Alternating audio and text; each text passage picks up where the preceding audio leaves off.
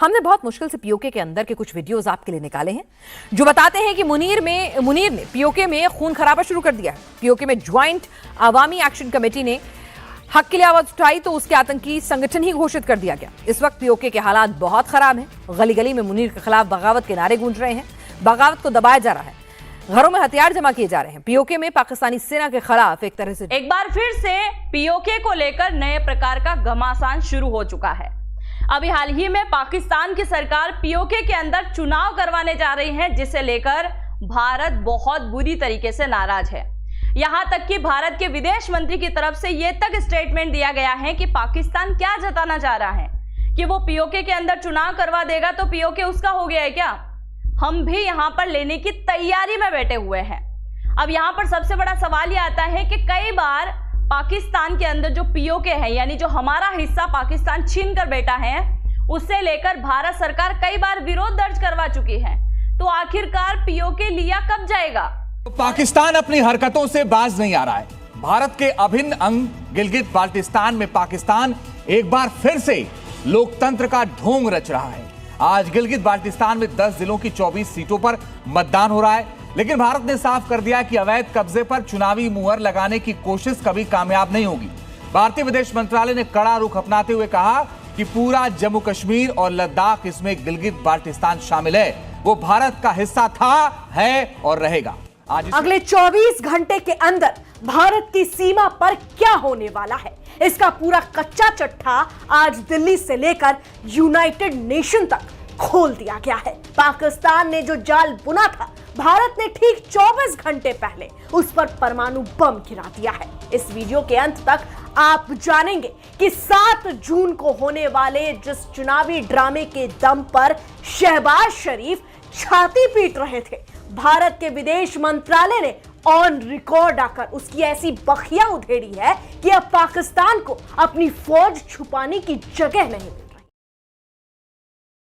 क्यों कर रहे हैं? देखिए, दरअसल जब कब्जा अवैध है तो चुनाव कराने का अधिकार किसने दिया? और सवाल नंबर 2, पीओके में चुनाव कराना अंतर्राष्ट्रीय कानूनों का खुला उल्लंघन क्या नहीं है? साथ ही ये चुनाव मानवाधिकारों के हनन को छिपाने की कोशिश है। और सवाल यह भी है कि क्या यह पीओके की आबादी के संतुलन को बदलने की कोशिश है?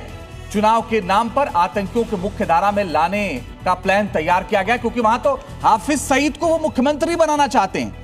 जिनको उन्होंने टिकट दिया है वो आतंकी हैं और हाफिज सईद की पार्टी वहां चुनाव लड़ रही है। तो आप सोचिए कि क्या स्थिति वहां पर बन रही है। मैं राजा काशिफ आपसे सवाल की शुरुआत करता हूं। भाई साहब, मैं आपसे जानना चाहता हूं कि अगर ये चुनाव आप लोग करा रहे हैं, आतंकियों को आपने खड़ा कर ही दिया है, तो किस कानूनी हैसियत से इस क्षेत्र में चुनाव करा रहे हैं? ये जो यहां पर आपके बैठे एक्सपर्ट्स बात कर रहे थे ना, यूनाइटेड नेशंस में ये शर्त थी कि पाकिस्तान पीछे हटे, उसके बाद वहां पर प्लेबिसाइट होगा। जनाब, शर्त तो ये भी थी कि भारत अपनी फोर्सेस पीछे करेगा। पहले आपने तो 10 लाख की फौज डिप्लॉय कर दी। हर 9 निहत्ते कश्मीरी के ऊपर एक आपने आर्म्ड भारतीय फौजी। दीपक बोरा साहब, आप बोलिए। दीपक बोरा साहब, आप बोलिए, कोई दिक्कत नहीं सर, इनका जवाब दीजिए। इनको जवाब देना बहुत जरूरी है। दीपक बोरा साहब के पास तो आपने कौन सी शराइत पर अमल किया? दूसरा, दीपक बोरा साहब दीजिए जवाब। कश्मीरियों का हक है, एक तो मैं कहना चाहता हूं सर, आपका बहुत बहुत धन्यवाद। आपने ये मौका दिया है बातचीत करने का। इन्होंने शायद वो यूएन का रेजोल्यूशन पढ़ा नहीं है, मैं तो उसमें शामिल था सर। हमेशा हम उसी को पढ़ते थे, बात करते थे। 3 शर्तें रखी गई थी सर वहां पर। पहली शर्त ये थी कि ये जो कबीले और पाकिस्तानी फौज आई है, ये पीछे हट जाएंगे। पहली शर्त भारत सिर्फ लोग रखेगा कानूनी व्यवस्था के लिए। और पहली शर्त थी कि ये लोग चले जाएंगे, कबीले और पाकिस्तानी फौज। दूसरा, हम उतने ही लोग रखेंगे लॉ एंड ऑर्डर का। तीसरा, तो ये पहले ही लेवल पे नहीं। अरे सर, आप जरा जाके पढ़ाई करिए, आप बेकार की बातें करते हैं सर। आप पढ़िए, रेजोल्यूशन पढ़ा आपने? कहिए तो मैं आपको अभी व्हाट्सएप कर देता हूँ वो जो पहला रेजोल्यूशन। सर, पढ़ा तो है नहीं आपने, बोलते हैं। दूसरा चीज सर, भारत के जो नागरिक गिलगित बाल्टिस्तान में हैं, मैं उन्हीं की भाषा में सर, वो लोग आपका प्रोग्राम देख रहे हैं, कुछ लोगों ने मुझे मैसेज कहा है, उनको यही कहना चाहता हूं, जोन की शाल थो इसका मतलब है कि आप लोग कैसे हैं। ये जो बोले हैं ना पाकिस्तान से, ये उनकी शीना भाषा नहीं बोलते, ये भारत का बेटा बोलता है। वो सब भारत के बेटे हैं जो वहां और बेटियां हैं जो वहां बैठे हैं। शर्म करिए, आपको उनकी भाषा तक नहीं आती है, बड़ी बड़ी बातें करते हैं। आप मेरी बात सुन लीजिएगा सर, सुन लीजिएगा सर, ये शीना भाषा है। अब इस साल मार्च 2026 में कितने लोग मरे थे वहां पर सर? कितने आपने लोग मारे थे वहां जब वहां पे प्रदर्शन हुए थे ईरान जंग के बारे में, क्योंकि वो शिया है? कितने? मैं बताऊं फिगर आपको? आप झूठ बोल रहे हैं। आप यूनाइटेड नेशंस की बात कर रहे हैं, मैं फिगर दूं आपको? आपने 300 से ज्यादा लोग मार दिए थे, आपने उसको छापा नहीं था। क्यों? डरते किससे हो? अल्लाह से डरते हो तो डरो, सच बोलने से डरते हो तो चुप रहो। 300 से ज्यादा लोग मार्च इस साल जब वहां पे दंगे हुए थे ईरान जंग के बारे में, क्योंकि वो शिया। अरे आपको कोई सच्चाई नहीं मालूम है सर? प्लीज आप जरा खामोश हो जाइए। सच बोलना आपकी फितरत नहीं है, झूठ बोलना हमारी आदत नहीं है। तो पहली चीज आपको ये बता देता हूँ, इलेक्शन जो आप करा रहे हैं वो गलत है, गैर कानूनी है। आप पढ़िएगा sir, the law on election, जो डिस्प्यूट, आप ही उसको डिस्प्यूटेड टेरिटरी कहते हैं। साफ रेजोल्यूशन है, डिस्प्यूटेड टेरिटरी। कोई बात नहीं दीपक वोरा साहब, आपकी नसीहत मुझे लगता है इनके काम आएगी। यूक्रेन में और मेरा तो ये मेरी तो रिक्वेस्ट है, जो हमारे पाकिस्तानी पैनलिस्ट हैं, कम से कम मुद्दा उनको पता था, थोड़ा पढ़ के आना चाहिए था, आधी अधूरी जानकारी लेकर के आए, जिससे बड़ी दिक्कत उनको होने वाली है। मैं राजा साहब एक मिनट, दीपक साहब ने कहा, मैंने नाम नहीं लिया, श्रीनगर गए और वहां पर जाकर उन्होंने वो जो 10,000 स्टूडेंट्स को एड्रेस किया। पहले तो मुझे अफसोस है, अगर तो ये सच बोल रहे हैं, क्योंकि अक्सर ये झूठ बोलते हैं, अफसोस है कि 10,000 स्टूडेंट्स को दीपक वोरा जैसे बंदे को एड्रेस करना पड़ा। तो आपकी फितरत है, ये मत ऐसे आरोप लगाइए प्लीज, तमीज रखिए। अगर तमीज नहीं है तो हम सिखाएंगे। मैं अभी कश्मीर से होकर आ रहा हूँ दीपक वोरा साहब। कहां से होके आ रहे हैं? आपको स्टूडेंट्स की बात कहां से? कश्मीर की गली गली में एक ही नारा कहां से होके आ रहे हैं? और श्रीनगर से मुझे लोग पुलवामा, अरे कहां से होके आ रहे हैं तो बता दीजिए। लोग मैसेजेस भेजते हैं, कहां से होके आ रहे हैं? दीपक वोरा साहब पूछ रहे हैं आपसे, कहां से होके आ, बता दो दीजिए। कहां से होके आ रहे हैं आप? पाकिस्तान, ये मैसेजेस मुझे वहां से। अरे कहां से होके आए ये तो बताइए। कहां से? झूठ बोल रहा है। कहां पे थे आप? आपकी आदत है झूठ बोलने की। अरे मैं आपको दिखा देता हूं, जाके वीडियो देखिएगा। आप बताइए ना, कश्मीर लिटरेचर फेस्टिवल देखिए उसको, कि श्रीनगर में कितने भारतीय फौजी तैनात हैं। आप कहां थे कश्मीर में? श्रीनगर में एक भी नहीं, कि वहां पर सिचुएशन क्या है? श्रीनगर में एक भी भारतीय फौजी नहीं है, आपको शायद नहीं है इस चीज का। जो है वो ये आधी अधूरी शहर में भारतीय आधी अधूरी तैयारी के साथ आते हैं, आधी अधूरी तैयारी के साथ आते हैं। इन्हें पता ही नहीं क्या हो रहा है इनके। कब गए हैं सर? ये सिर्फ आतंकियों का नाम जानते हैं, अवैध कब्जे पर चुनाव कराना जानते हैं, बाकी नहीं कुछ नहीं। अनुराग जी जल्दी से एक चीज मेंशन करना चाहूंगा कि तारीख होगी 7 जून यानी कल पाकिस्तान के अवैध कब्जे वाले गिलगित बाल्टिस्तान में एक तथाकथित विधानसभा चुनाव होने जा रहा है। कंगाल पाकिस्तान दुनिया को दिखाना चाहता है कि वहां सब ठीक है, लेकिन शुक्रवार को ही दिल्ली में बैठे विदेश मंत्रालय ने, यानी भारत के विदेश मंत्रालय ने वो चक्रव्यूह रचा कि पाकिस्तान का ये आखिरी कार्ड भी फेल हो गया। एक बार और सुनिए, कल होने वाले धोखे का इलाज भारत ने आज ही कर दिया है। भारत सरकार ने इस्लामाबाद के हुक्मरानों के मुंह पर सीधा तमाचा मारते हुए कड़ा विरोध दर्ज कराया है। भारत ने साफ कह दिया कि यह पूरा इलाका भारतीय क्षेत्र का है, जिस पर पाकिस्तान ने साल 1947 में अवैध रूप से बंदूक की नोक पर जबरन कब्जा किया था। भारत ने सीधे शब्दों में कह दिया कि तुम्हारी वहां कोई औकात नहीं है कि तुम हमारी जमीन पर पोलिंग बूथ खड़े करो। लेकिन असली बात तो अब सामने आई है। भारत ने पूरी दुनिया के सामने पाकिस्तान का वो घिनौना राज खोल दिया, जिसे छुपाने के लिए कल चुनाव कराया जा रहा है। ये बात बहुत इंपॉर्टेंट है, इसे दोबारा गौर से सुनिए। पाकिस्तान वहां की जनता पर वो जुल्म ढा रहा है, भारत ने उस पर से पर्दा हटा दिया है। भारत ने अपने ऑफिशियल स्टेटमेंट में साफ साफ कहा है कि पाकिस्तान का यह चुनावी ढोंग वहां हो रहे गंभीर मानवाधिकारों के उल्लंघन, राजनीतिक दमन, जनता के आर्थिक शोषण और उनकी आबादी छीनने के पाप को ढक नहीं सकता। ये तस्वीरें गवाह है कि वहां की जनता इस चुनाव को लात मार रही है और पाकिस्तानी सेना जबरन वोट डलवाना चाहती है। विदेश मंत्रालय ने पाकिस्तान को 1947 का वो इतिहास याद दिलाया, जिसे सुनकर इस्लामाबाद में मातम सा छा गया है। भारत ने दो टूक कह दिया है कि तथाकथित गिलगित बाल्टिस्तान समेत समूचा जम्मू कश्मीर और लद्दाख साल 1947 में हुए पूर्ण कानूनी और अपरिवर्तनीय विलय के कारण भारत का अटूट हिस्सा है, मतलब जिसे दुनिया की कोई ताकत बदल नहीं सकती है। भारत ने अल्टीमेटम दे दिया है कि पाकिस्तान का कोई भी ड्रामा इस सच को नहीं बदल सकता कि वो एक कब्जाधारी है और उसे भारतीय क्षेत्र हर हाल में खाली करना ही होगा।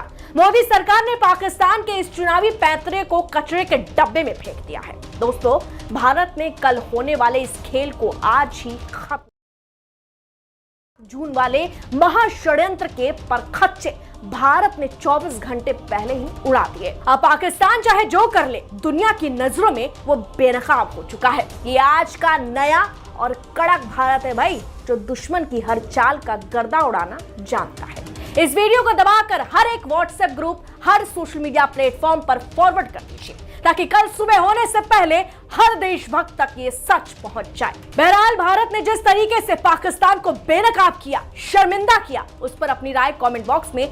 तो आखिरकार पीओके लिया कब जाएगा, और अगर पीओके लिया जाएगा तो ऐसे कौन से तरीके हैं जिससे भारत को वापस अपनी जमीन मिल सकती है, उसके बारे में आज के इस वीडियो में हम चर्चा करेंगे।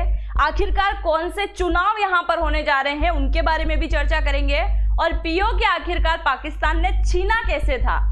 भारत से एक भी युद्ध नहीं जीता है पाकिस्तान ने, फिर भी भारत की जमीन छीनी कैसे है, उन सब के बारे में आज के इस वीडियो में हम चर्चा करेंगे। शुरुआत करते हैं आज के इस वीडियो की। मेरा नाम है अंजलि और मैं आप सभी का स्वागत करती हूं एग्जाम नारी के यूट्यूब प्लेटफॉर्म पर। सबसे पहले आप जरा यहां पर देखो, अभी हाल ही में खबर निकल के आई और खबर इस प्रकार से है कि पाकिस्तान के पास जो कब्जे वाली भूमि है भारत की, वहां यानी कि गिलगिट बाल्टिस्तान के अंदर चुनाव करवाने जा रहा है, जिससे भारत बुरी तरीके से नाराज है। अब हो क्या रहा है, आप जरा यहाँ मैप में देखिए, आपको समझ में आ जाएगा। ये जो आपको मैप दिखाई दे रहा है, ये वास्तविक पाकिस्तान का मैप नहीं है, बल्कि हकीकत में अगर आप पाकिस्तान को देखोगे ना, तो पाकिस्तान की एंडिंग यही हो जाती है, यानी कि ये है पाकिस्तान का मैप। अब आप बोलोगे ये वाला इलाका, तो इसी वाले इलाके को अगर हम जूम करें तो ये कुछ इस प्रकार से दिखाई देता है। ये आपको दिखाई दे रहा होगा, ये वाला इलाका। हम इस इलाके को पूरे के पूरे, ये जो आपको दिखाई दे रहा है, इस इलाके को हम कहते हैं पीओके, यानी कि पाकिस्तान अधिकृत कश्मीर, पाक ऑक्यूपाइड कश्मीर जिसे हम कहते हैं। इसे पीओके को पाकिस्तान ने दो हिस्सों में डिवाइड किया है। दो हिस्सा कौन कौन सा है, ये जो ऊपरी इलाका आपको दिखाई दे रहा है, ये वाला जो इलाका आपको दिखाई दे रहा है, इसे पाकिस्तान बोलता है गिलगिट बाल्टिस्तान। और ये जो आपको पिंक कलर का छोटा सा इलाका आपको दिखाई दे रहा होगा, इसे ये बोलता है आजाद कश्मीर। अब यहाँ पर इसने एक अलग संविधान बना रखा है, एक अलग प्रकार के प्रधानमंत्री, अलग प्रकार के मुख्यमंत्री, अलग प्रकार की विधानसभा, सब कुछ नेता नगरी आपको यहाँ पर देखने को मिल जाएगी। पर वास्तविक कमान अगर किसी के हाथ में है तो वो है इस्लामाबाद के हाथ में। किसके हाथ में है? इस्लामाबाद के हाथ में है, यानी कि पंजाब के हाथ में। पाकिस्तान के पास जो पंजाब है ना, उसके पास में वास्तविक सरकार यही चलाते हैं। ये केवल नाम मात्र की कठपुतलियां हैं, जिनका चुनाव अभी हाल ही में होने जा रहा है। कल रविवार है और कल के दिन यानी कि 7 जून को गिलगिट बाल्टिस्तान के अंदर चुनाव होना है। और हम यहाँ की अगर बात करें आजाद कश्मीर की, तो आने वाले 27 जुलाई को यहाँ पर चुनाव होने वाला है। अब चुनाव किस चीज का हो रहा है? तो विधानसभा का चुनाव यहाँ पर हो रहा है, जिसमें ये अगर हम गिलगिट बाल्टिस्तान की बात करें तो 10 जिलों के अंदर चुनाव होना है। सीटें कितनी हैं? टोटल 33 सीटें हैं, उनमें से केवल 24 सीटों के ऊपर चुनाव हो रहा है। बाकी की सीटों का क्या? तो 24 में से बाकी और बची हुई 6 सीटें जो हैं वो महिला आरक्षित हैं और 3 सीटें जो हैं तकनीक विशेषज्ञ को ये देंगे और कुल मिलाकर हो जाती हैं 33 सीटें।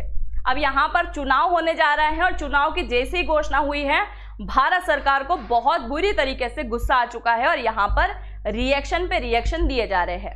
अब देखिए, क्या ये पहली बार चुनाव हो रहा है? नहीं, इससे पहले भी चुनाव हो चुका है और यहाँ पर वर्तमान में एक पार्टी हुआ करती थी जिसका नाम है पीटीआई, यानी कि पाकिस्तान तहरीक-ए-इंसाफ। ये किसकी पार्टी आपको दिखाई दे रही होगी? जो भाई साहब अभी वर्तमान में जेल के अंदर बैठे हुए हैं, इनकी सरकार यहाँ पर हुआ करती थी और हर 5 साल के अंदर चुनाव होते हैं, जो कि इस बार चुनाव 6 साल में हो रहे हैं। यानी कि 2020 में चुनाव हुआ था और अब 2026 के अंदर चुनाव हो रहा है, यानी 6 साल, क्योंकि यहाँ पर बर्फ बहुत ज्यादा गिर जाती है और कई प्रकार की समस्या आती है। कुछ समय पहले गिलगित बाल्टिस्तान और आजाद कश्मीर वालों ने विरोध भी दर्ज करवाया था कि हमें भारत के साथ मिला दो, हमें तुम्हारे साथ नहीं रहना है क्योंकि बिजली वगैरह यहाँ पर काट देते हो, खाने पीने की चीजें बड़ी महंगी कर देते हो। और वहीं भारत के जम्मू कश्मीर, लद्दाख वाले इलाके से लोगों से पूछा जाए तो उनका जवाब यह होता है कि हमें भारत के साथ नहीं बल्कि हमें पाकिस्तान के साथ में रहना है। जो पाकिस्तान के साथ में वाकई में रह के आ चुके हैं, मतलब रह रहे हैं, उन्हें अच्छे से पता है कि किस प्रकार की कंडीशन पाकिस्तान की है। फिर भी उनको जाना है, चुनाव के अंदर पार्टिसिपेट करना है और आटे की भीख मांगना है, ये स्वीकार करना चाहते हैं। सारे व्यक्ति ऐसे नहीं हो सकते, पर काफी हद तक ऐसे व्यक्ति दिखाई देते हैं।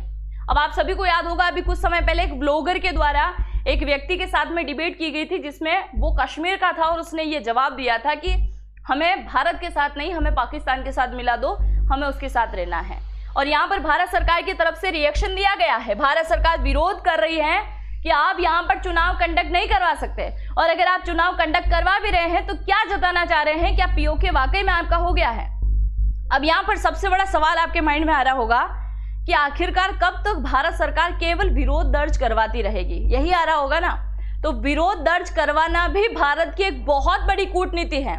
आप जरा इस बात को समझिए, अगर आज भारत यहाँ पर विरोध दर्ज ना करवाए, क्योंकि आज का आज तो भारत पाकिस्तान का युद्ध होने से रहा, अगर आज ये विरोध दर्ज नहीं करवाए और फ्यूचर में कभी पीओके लेने के लिए अगर भारत पाकिस्तान का युद्ध हो जाए तो उस समय पाकिस्तान यूएन के अंदर या फिर जितने भी बड़े देश हैं उनके सामने जाकर यही बात बोलेगा कि भारत जबरदस्ती अटैक कर रहा है, ये जमीन उसकी है ही नहीं। क्योंकि अगर ये जमीन इसकी होती तो इसने कभी तो बोला होता, कभी तो ऑब्जेक्शन उठाया होता कि ये जमीन हमारी है। आप जरा सोचो कि अगर आपकी घर का प्लॉट कोई खाली पड़ा है और उस पर किसी पड़ोसी ने आकर कुछ मिट्टी डाल दी है तो आप उसको जाकर विरोध करोगे ना, कि पूरी बिल्डिंग बनने के बाद आप बोलोगे नहीं नहीं ये प्लॉट तो हमारा हुआ करता था, तो वो बोलेगा ना पहले जब काम शुरू किया था तब कहाँ गए थे। तो इसीलिए भारत कूटनीति लगा रहा है, सीधे युद्ध लड़ने की बजाय इंटरनेशनल तौर पर, अंतर्राष्ट्रीय स्तर पर सारी के सारी दुनिया का ध्यान अपनी तरफ आकर्षित करने के लिए विरोध दर्ज करवा रहा है। और ये कोई पहला विरोध नहीं है, अब तक जितने भी चुनाव हुए हैं, जितनी भी जनगणना हुई है, सब में चुनाव दर्ज, मतलब जितना भी चुनाव हुआ है, जनगणना हुई है, सबका रिकॉर्ड अपने पास में रखा है, ताकि फ्यूचर में जब युद्ध लड़ा जाएगा तो कोई एक भी देश आकर ये ना बोल दे कि भाई साहब भारत ने यहाँ पर गलत किया है। अब आप देखो, सवाल ये उठता है कि आखिरकार हम पीओके वापस कब और कैसे ले सकते हैं, कैसे ले सकते हैं। उसके 3 उपाय यहाँ पर दिखाई देते हैं, इसके अलावा शायद ऐसा और कोई उपाय नहीं है। पहले उपाय की बात करें तो सबसे बड़ा, भारत की कई सारी जनसंख्या इस मत को स्वीकार चुकी है कि हमें पाकिस्तान के साथ एक बहुत ही बढ़िया कूटनीतिक समझौता करना चाहिए, और उसी समझौते के तहत दुनिया भर के ऐसे कई सारे देश हैं जिन्होंने जमीनों को छोड़ा है, तो ये भी जमीन छोड़ देगा। तो हमें इसके साथ में राजनीतिक समझौता करना चाहिए, पहला ऑप्शन।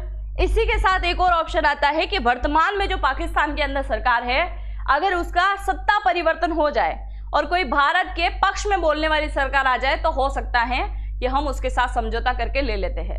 बाकी ये वाला ऑप्शन जो है काफी हद तक काम करता हुआ दिखाई तो नहीं देता है, क्योंकि ये पीओके छोड़ेंगे लगता नहीं है, क्योंकि मार खा के इनको अक्कर आने वाली है, ऐसे नहीं आएगी। आप सभी को याद होगा, अभी कुछ ही महीने पहले ट्रंप चचा की तरफ से भारत का नया नक्शा जारी किया गया था, और इस नक्शे के अंदर अक्साई चीन वाला इलाका भारत में दिखाया, सक्सग्राम वाला इलाका भारत में दिखाया, और ये पाक ऑक्यूपाइड कश्मीर वाला इलाका, ये वाला इलाका भी इसने भारत के हिस्से में दिखाया था, जो कि इसने पोस्ट किया था ट्रूथ पर। और पोस्ट किया उसके कुछ ही घंटों बाद इसने डिलीट कर दिया था। मैंने इस पे बाकायदा वीडियो भी किया था, डिलीट कर दिया, क्योंकि पाकिस्तान जो बड़े तलवे चाटता है उसने बोला था भाई साहब ये क्या कर रहे हो, हमारे साथ में दुश्मनी मोल ले रहे हो, चाइना के साथ में भी ले रहे हो, क्योंकि भारत का पूरी तरीके से नक्शा जारी कर रहे हो। तो आप समझ सकते हैं इस विरोध का अर्थ क्या है। ट्रंप चचा तक को समझ में आ रहा है कि जमीन भारत की है, ना कि चाइना या पाकिस्तान की है। अब आप देखिए, पाकिस्तान ने यहाँ पर कई प्रकार की चाल चली है, और उस चाल को आप जरा यहाँ पर जानिए, और फिर मैं आपको बताऊंगी कि तीसरा तरीका क्या है जिससे वाकई में पीओके वापस लिया जा सकता है। पीओके गया कैसे है वो आप जरा सुनिए। आप सभी को पता है कि एक समय में भारत और पाकिस्तान एक ही हुआ करते थे, यानी ये हमारा ही हिस्सा है, हमारी ही कब्जाई हुई जमीन है, जो कि कई सारे मुसलमान वहां जाकर बैठे हुए हैं। हकीकत यही है कि हम उसको देश भी नहीं मानते हैं, कूड़े का ढेर मानते हैं, जहां पर कई सारे लोग पड़े हुए हैं। अगर हम पाकिस्तान की बात करें, जिससे बंटवारा हुआ था 1947 में और आज़ादी मिली, अलग कर दिया उसको, अलग करने के बाद में ये वाला जो आपको मैप दिखाई दे रहा है, ये है जम्मू कश्मीर का मैप उस समय का, जम्मू कश्मीर का 1947 का। उस समय जम्मू कश्मीर एक रियासत हुआ करती थी, एक राजा हुआ करते थे जिनका नाम था हरि सिंह डोगरा। मैं आपको यहाँ फोटो में दिखाती हूँ किस प्रकार के दिखाई देते थे हरि सिंह डोगरा। ये आप जरा यहाँ पर देखिए, ये आपको दिखाई दे रहे हैं, ये है हरि सिंह डोगरा। इन्होंने साफ मना कर दिया महाराजा ने कि ना मुझे भारत के साथ मिलने में दिलचस्पी है, ना पाकिस्तान के साथ में जाने की दिलचस्पी है, इसीलिए मैं एक अलग देश बनाऊंगा, एक अलग रियासत मेरी होगी, इसलिए मुझे छेड़ना मत। ठीक है भाई, भारत ने मान ली बात, पर पाकिस्तान के मन में नए प्रकार की चालें शुरू हो गई। पाकिस्तान ने सोचा कि क्यों ना जबरदस्ती इसके ऊपर कब्जा कर लिया जाए, भारत तो पीछे हट ही गया है। इसलिए कुछ ही समय बाद यानी कि 1947 अगस्त के महीने में आज़ादी मिलती है और अक्टूबर 1947 में कबायली लड़ाके घुसपैठी भेज दिए यहाँ पर, और वो अचानक से हथियार लेकर आ जाते हैं, श्रीनगर तक पहुंच जाते हैं।